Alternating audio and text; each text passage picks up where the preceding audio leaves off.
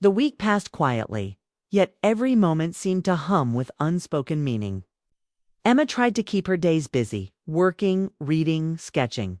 But Michael's words replayed in her mind like a quiet melody she couldn't turn off. You were the only one who ever made it easy. Sometimes she caught herself smiling at nothing. Other times, the weight of what remained unspoken filled her chest like a slow tide. Then, on Friday afternoon, her phone buzzed again. Michael, hey, any chance you're free this evening? Ethan's been asking if you'll come by. We're having a small movie night. Emma hesitated. Part of her wanted to protect the calm she had built over the years, the routine, the quiet, but another part of her, the one that had always cared too much, whispered, Go. Emma, sure. I'll bring popcorn. When she arrived, the living room was filled with warmth, soft lights, a blanket fort that Ethan proudly called the castle, and the faint scent of caramel popcorn drifting from the kitchen. Michael looked up from the counter, smiling when he saw her. You're just in time. He insisted we wait for you before starting. Ethan peeked out from his blanket fort, eyes bright. Miss Emma, you came. She knelt down, smiling warmly. I wouldn't miss a castle movie night. They started. The movie, an old animated classic, but half an hour in, Ethan's excitement gave way to yawns. Eventually, he curled up under his blanket and drifted to sleep before the credits rolled. Michael covered him gently, tucking the blanket beneath his chin. Then, for a moment, he just stood there watching his son sleep, the kind of quiet love that didn't need words. When he turned back to Emma, his eyes were softer. He really adores you, you know? She smiled faintly. He's an easy kid to adore. They sat in silence for a while. The only sound was the hum of the TV and the rain starting to tap against the windows again, the same rain that seemed to follow their story like a gentle witness. Michael exhaled slowly. I've been meaning to tell you something, he said. Emma's heart gave that small, familiar flutter. Okay. He ran a hand through his hair, searching for the right words. When I reached out after all these years, I thought I was just looking for a friend. Someone who remembered who I was before everything changed. But the more time I spend with you, the more I realize it's not just that. Her pulse quickened. What do you mean? He met her eyes, steady, sincere, without a trace of hesitation this time. You were never just someone from my past, Emma. You were the piece I left behind when I tried to build a life that wasn't meant for me. For a moment, she couldn't speak. The weight of his words filled the room. Not loud, but deep. Real, Michael, she began, her voice barely above a whisper. You don't have to say this out of guilt or loneliness. I'm fine. Really? He shook his head. I'm not saying it because I'm lonely. I'm saying it because it's true. I thought moving on meant forgetting, but every time something good or bad happened, I'd still think about what you'd say, how you'd see it. It's like a part of you never left. Emma's throat tightened. She looked down at her hands, her voice trembling. You have your son now, your life. I don't want to be the reason you question any of it. You're not, he said gently. You're the reason I'm remembering what it means to feel again, not just go through the motions. It's words. Hit somewhere deep, not in the way of old heartbreak, but in a place where warmth and ache live together. She closed her eyes for a moment, breathing slowly. I don't know what to say then, don't, he said softly. Just be here. Like this. They sat together on the couch, the soft flicker of the television casting faint light across their faces. Outside, thunder rumbled far in the distance, followed by the soothing rhythm of rain against the glass. I used to think, Emma said finally, that if something wasn't meant to happen back then, it never would. But now I'm not so sure. Maybe some stories just take longer to find their way. Michael smiled faintly.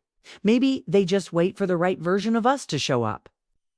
She looked at him, really looked, and saw not the man she'd once loved in silence, but someone who had grown through loss and fatherhood, who had learned to listen to the quiet parts of life. And in that moment, everything that had been unsaid between them finally found shape, not through grand confessions, but through stillness and understanding. Ethan stirred softly in his sleep and murmured something that made them both pause. "Daddy, Miss Emma, happy now." Emma felt her breath catch, tears rising unexpectedly. Michael smiled gently, brushing his son's hair aside. "Yeah, buddy," he whispered. "I think she is." Kayma swallowed hard, unable to speak. She looked at Michael, and for the first time in years, she didn't feel like a visitor from another chapter of his life. She felt present, real. The rain softened outside. Turning into a peaceful hush, she finally said, her voice steady, "Maybe this time we don't let silence decide for us." Michael nodded. No more silence. And in that small, tender moment, surrounded by rain, quiet laughter, and the soft glow of a forgotten movie, the truth between them stopped being unspoken. It became something simple, honest, and finally shared. The following Saturday morning dawned soft and clear. The sky painted with pale blue streaks and the warm glow of sunlight spilling into Emma's apartment. For once, the quiet wasn't lonely, it felt like a gentle companion. Emma was arranging colored pencils on the table when her phone buzzed. "Kay, would you like to take Ethan to the park today? Just the three of us." Her heart lifted. Simple invitation, yet it carried so much meaning.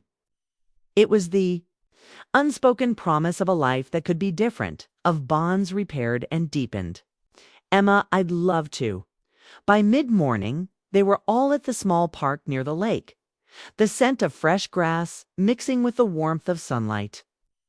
Ethan ran ahead, kicking a soccer ball and laughing loudly, his small voice carrying across the field. Emma watched him, smiling, when Michael approached, hands in his pockets, his expression calm but intent. "You're good with him," he said softly, nodding toward Ethan. "Better than I ever expected." Kayma laughed. "He makes it easy.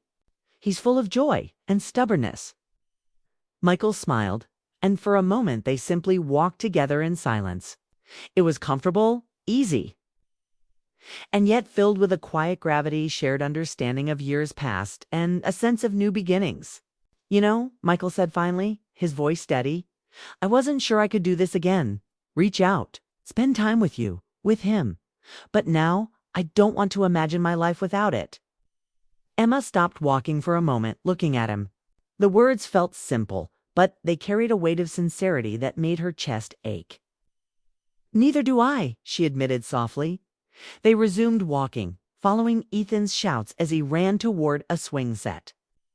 Michael glanced at her and, after a pause, said, "It feels like we get a second chance. Not to go back, but to build something new."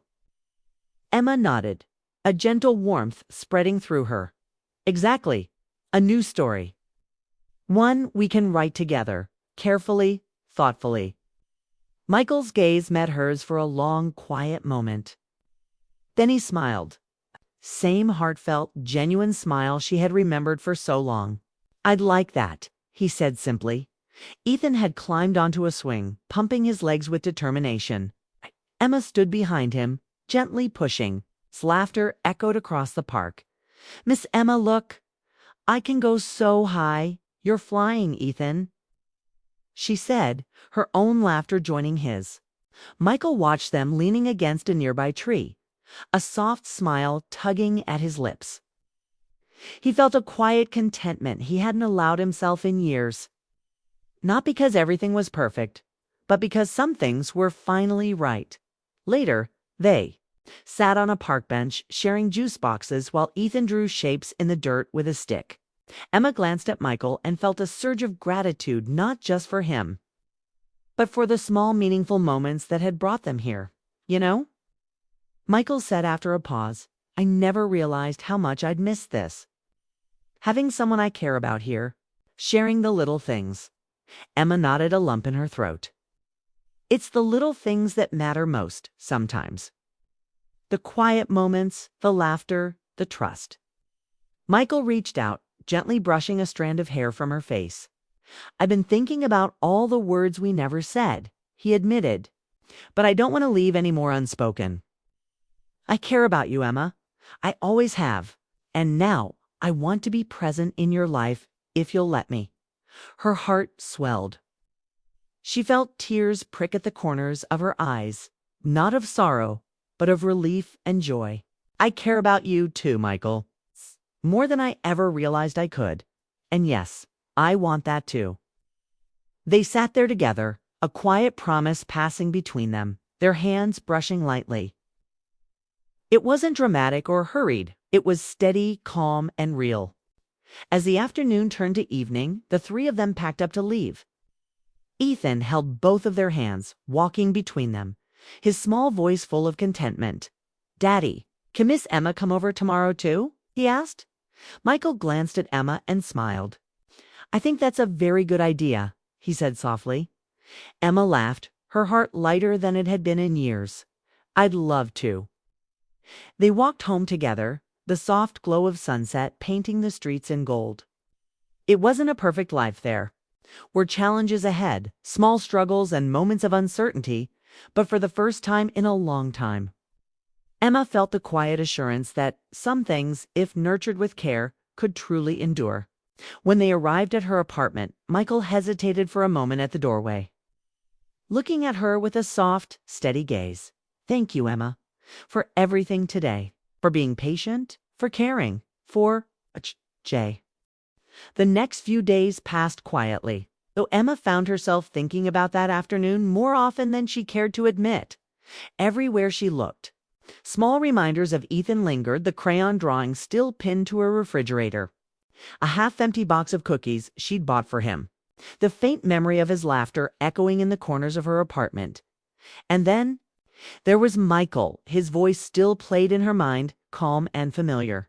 It had been years since she'd spoken to him so easily, and though their conversation was brief, something about it felt unfinished. One rainy evening, as she sat sketching by her window, her phone buzzed again. She looked down, and her heart did that same little skip. "Michael, hey Emma, I hope this isn't too much to ask again, but could you watch Ethan tomorrow? I have to cover a late shift. I promise I'll make it up to you." She smiled, a small laugh escaping her lips. "Emma, you really should hire me full-time at this point." "Michael, don't tempt me." His reply came quickly, playful but gentle. For the first time in a long while, Emma felt something light fill her chest, a spark she thought had long faded. The next evening, the rain hadn't stopped. It tapped softly against the windows as Emma opened the door to Michael and Ethan once more. Michael looked slightly drenched, his hair damp from the storm.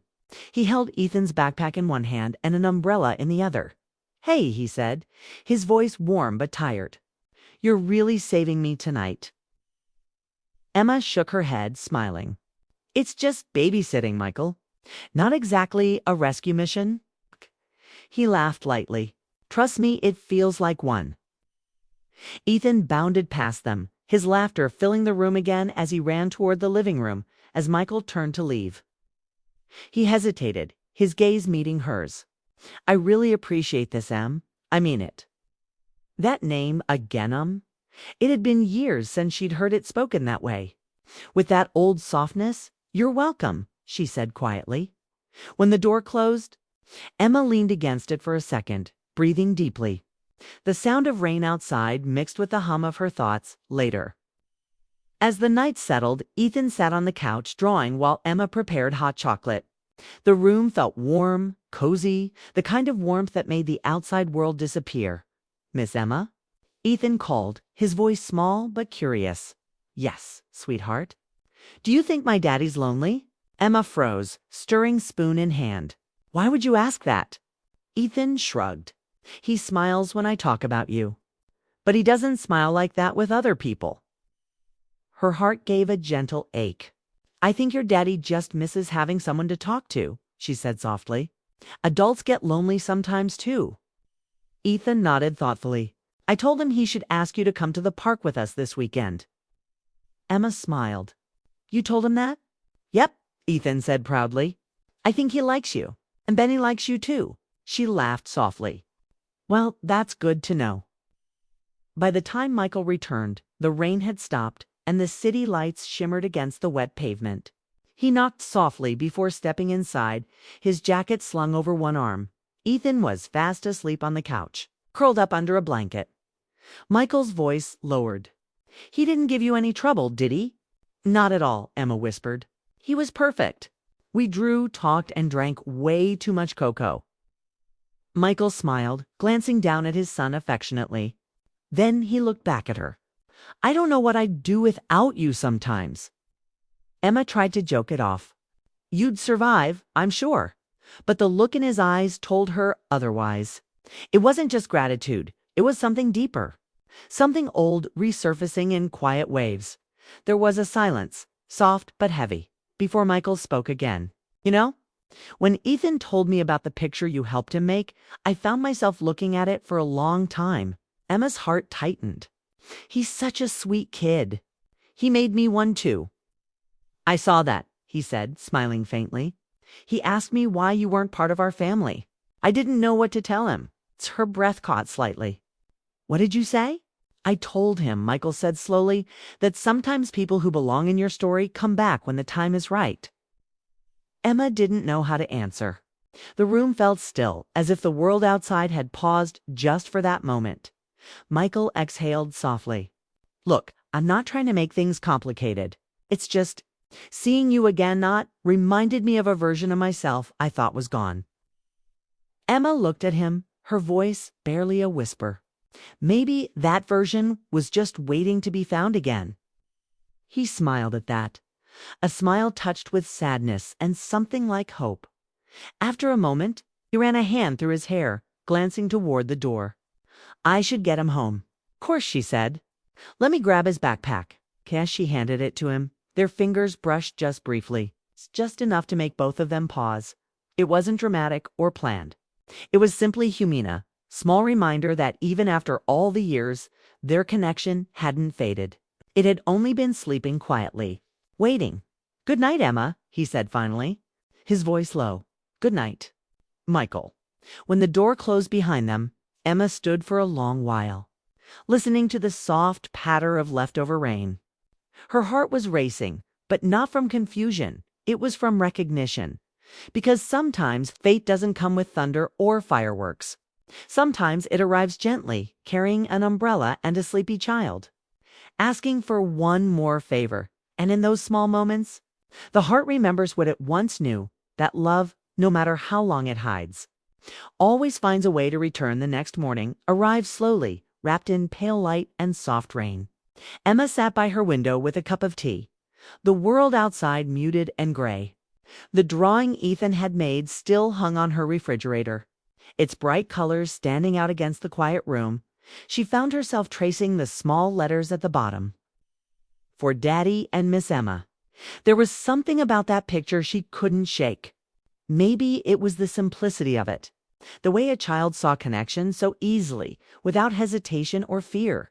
It made her wonder how much adults had lost by learning to hide what they felt. Her phone buzzed again. "Michael, morning. Thank you again for last night. Ethan can't stop talking about the dinosaur Coco story you made up." Emma smiled faintly. She typed back, "He's a creative kid. You've raised him well." Few seconds later, his reply came. "Trying my best. Anyway, this might be forward, but are you free for lunch today? Just to catch up properly." Emma read the message twice, her heart skipping in that familiar, quiet rhythm she knew too well. Lunch. A simple word. But she understood what it carried a step forward, however small. After a few moments of hesitation, she replied, "Sure, I'd like that." They met at a small cafe tucked between old brick buildings on Maple Street, the same cafe they used to study in years ago. The bell above the door chimed softly when Emma walked in. Bringing with her the faint scent of rain, Michael was already there, sitting by the window. He stood as soon as he saw her, that same gentle smile lighting up his face. "Hey, Em," he said softly. "You look good." She smiled, brushing a strand of hair behind her ear. "You too. Still early enough to compliment each other, I see?" He chuckled. "Some habits don't fade." They sat across from each other, and for a while it was easy talking about work, life, little things. Yet underneath the small talk ran an invisible current, a quiet energy that neither of them wanted to name too soon. After a pause, Michael stirred his coffee thoughtfully. Do you ever think about the past? Emma's heart gave a soft, nervous flutter. Sometimes, she said. Mostly the good parts. He nodded slowly. Me too. I still remember those late nights at the library. You always had coffee stains on your notes. She laughed softly. And you always fell asleep halfway through studying. He smiled. I was pretending. I just wanted an excuse to stay longer. Emma froze for a second, her breath catching. She met his eyes, searching for the hint of teasing, but there was none. His gaze was calm, honest. I never told you that. He continued quietly. I should have. The air between them shifted. It wasn't heavy, but filled with something fragile, something that had waited years to be spoken aloud. Michael. She began, but words faltered on her lips. He shook his head gently. You don't have to say anything. I just wanted you to know. They sat in silence for a while. The sounds of the cafe, clinking cups, faint music, soft rain filling the spaces between their unspoken thoughts. Finally, Emma looked down at her hands. You were happy back then, she said softly. And I wanted you to be, even if it wasn't with me. His expression softened, touched with both gratitude and regret. I thought I was happy. Maybe I was for a time. But I lost parts of myself to parts I didn't even realize were missing until recently. Like what? She asked quietly. He met her eyes. Like how to laugh for no reason. How to talk without pretending everything's fine. You were the only one who ever made that easy. Her throat tightened. There were no grand confessions, no dramatic gestures, just truth spoken in the gentlest way possible. And somehow, that made it feel more real. After lunch, they stepped outside together. The rain had stopped, leaving behind a clean, glistening world. The street shimmered in sunlight, breaking through clouds. And the air smelled faintly of wet leaves. Michael walked beside her, hands in his pockets. You know, he said quietly, I wasn't sure if reaching out to you was the right thing, but I'm glad I did. Emma looked at him, her voice soft. Me too. They paused at the crosswalk, the light blinking red. He turned to her. Do you ever think we missed our moment? The question caught her off guard. She thought about the years, the timing that never seemed. The morning light poured softly through the curtains, spilling gold across Emma's quiet apartment. The air smelled faintly of coffee and rain, the kind that had fallen all night, leaving the streets below glistening like glass. Emma sat at her small kitchen table, a book unopened beside her cup. She had meant to read, she always meant to read, but lately she found it hard to focus. Her eyes drifted instead to the window, to the slow rhythm of life outside. A couple walked past, hand in hand, laughing about something she couldn't hear. A young mother pushed a stroller, humming a tune that sounded warm and familiar. Emma smiled faintly, then looked down at her own hands, quiet, still, and alone. She was 32, working as a freelance illustrator from home. And while she loved her work, her days had begun to blend together. Coffee, deadlines, dinner for one, and quiet nights with the hum of the refrigerator for company. It wasn't sadness she felt. Exactly. 'Twas something gentler, an ache she couldn't quite name. The kind of ache that comes from missing something you've never fully had. Her phone buzzed on the table, breaking the silence. She reached for it absent-mindedly, expecting a reminder or a work email. But the name on the screen made her pause. Michael Carter. For a moment, she simply stared at it. The name pulled her. Backward in time, back to college years filled with laughter and coffee-fueled study sessions. To the sound of his voice calling her Em, in that way only he could. They had been close once. Too close, perhaps. Life had its turns, and Michael had married someone else soon after graduation. Emma had quietly stepped aside, carrying her unspoken feelings like a secret she promised never to unpack. She hadn't seen him in nearly 5 years. Taking a slow breath, she opened the message. Hey Emma, I know this is sudden, but could you do me a huge favor? My babysitter canceled last minute. Would you mind watching Ethan for a few hours today? Just until evening? She blinked at the screen, almost laughing. Babysitting. Ah, of all the requests he could make, that one she hadn't expected. She had heard about Ethan, his son, from mutual friends. A bright, talkative 6-year-old who loved dinosaurs and stories about space. Emma hesitated. Babysitting wasn't really her thing, and truthfully, the idea of seeing Michael again made her pulse quicken in ways she didn't want to admit. But something about the message felt genuine. Maybe it was the exhaustion she imagined behind his words. Or maybe it was that part of her heart that never stopped caring, no matter how much time passed. She typed back before she could second-guess herself. "Sure, Michael, I'd be happy to help." Almost instantly, his reply came through. "Thank you, Emma. I'll bring him by in an hour." Emma set the phone down and exhaled, realizing her hands were trembling slightly. She looked around. Her apartment, tidy but plain. Quiet but lifeless, and suddenly felt nervous about how it would look through the eyes of a child. She tidied up the living room, put away her sketchbooks, and even arranged a few colored pencils on the coffee table, just in case he wanted to draw. The knock came sooner than expected. When Emma opened the door, the sight took her breath away. Michael stood there, framed by the morning light, wearing a soft gray jacket and a tired but kind smile. His hair was a little shorter, his expression older, wiser. But his eyes, those familiar, steady eyes, hadn't changed at all. Beside him stood a little boy with a backpack nearly half his size, clutching a stuffed dinosaur. "This is Ethan," Michael said, smiling as he ruffled his son's hair. "Ethan, this is Miss Emma. She's an old friend of mine." Ethan looked up with bright blue eyes and said shyly, "Hi." Emma bent slightly, returning his smile. "Hi, Ethan. I like your dinosaur. His name's Benny," he said proudly, holding it up. "He's not scary, he's nice." Michael chuckled softly, glancing at Emma. For a second, the world seemed to slow.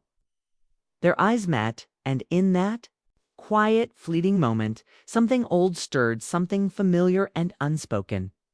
"Thank you again," Michael said. "I really owe you one." "I should be back by 6. "No problem," Emma replied, trying to keep her tone light. "Go, we'll be fine." As he turned to leave, Ethan called out, "Bye, Daddy. Love you." Michael looked back, smiling. "Love you too, buddy." Then his gaze lingered on Emma one last time. "Take care, Em." When the door closed, the apartment fell into a new kind of silence, one that felt alive. Ethan looked around curiously, then asked, "Do you have any snacks?" Emma laughed. "I think we can find something." And just like that, the quiet corners of her home began to fill with laughter, with movement, with something she hadn't felt in a very long time.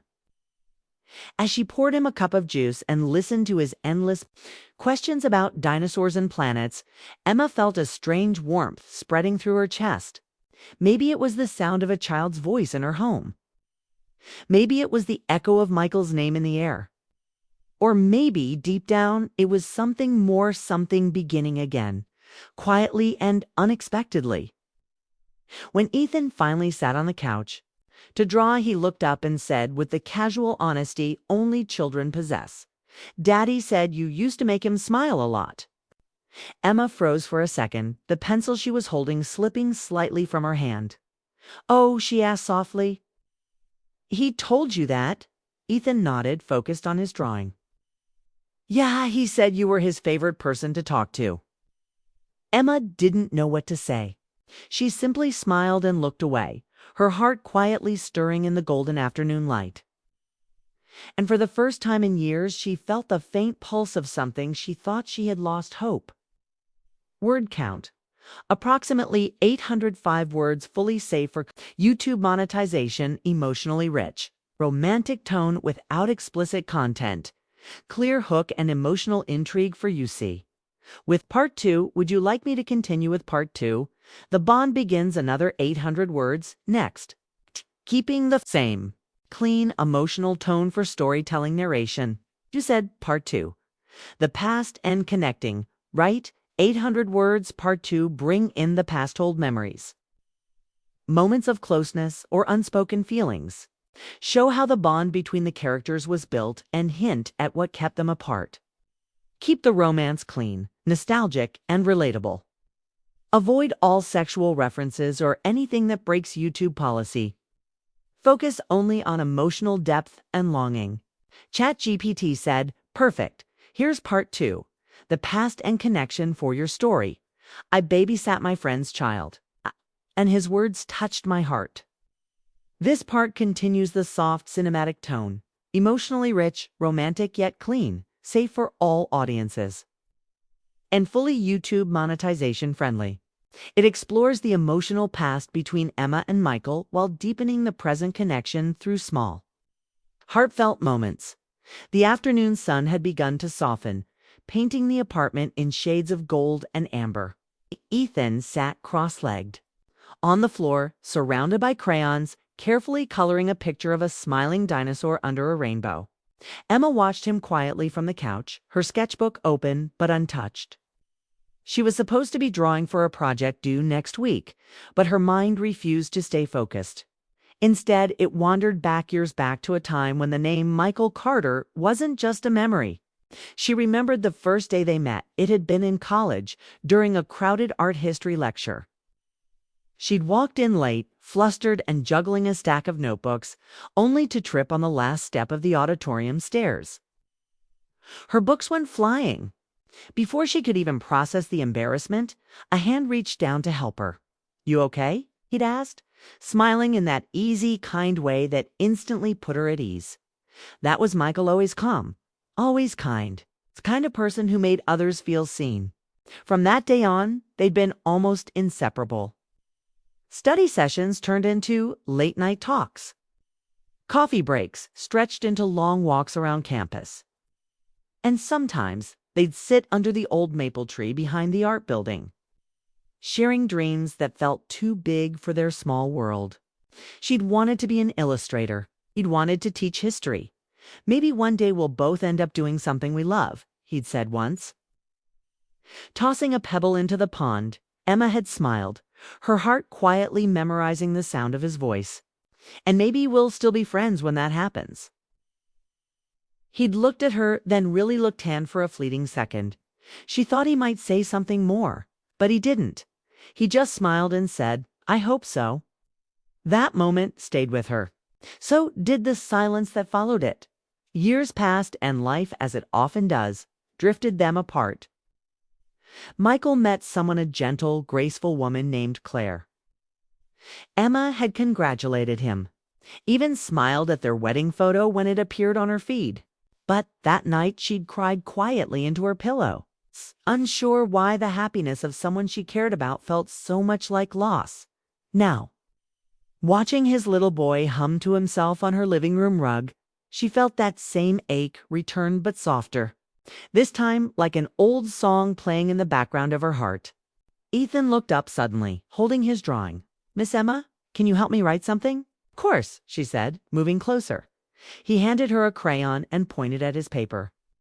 "I want to write for Daddy." Emma smiled and helped him form the letters carefully. When they finished, Ethan grinned proudly. "He's gonna love it." "I'm sure he will," she said softly.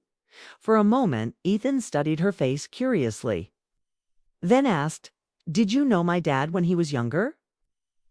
Emma hesitated, surprised by the question. "Yes, I did. We went to school together. Were you friends?" She nodded, her voice gentle. "We were very good friends." Ethan smiled knowingly, as only a child can. "Daddy doesn't have many friends now, but he said you used to make him laugh."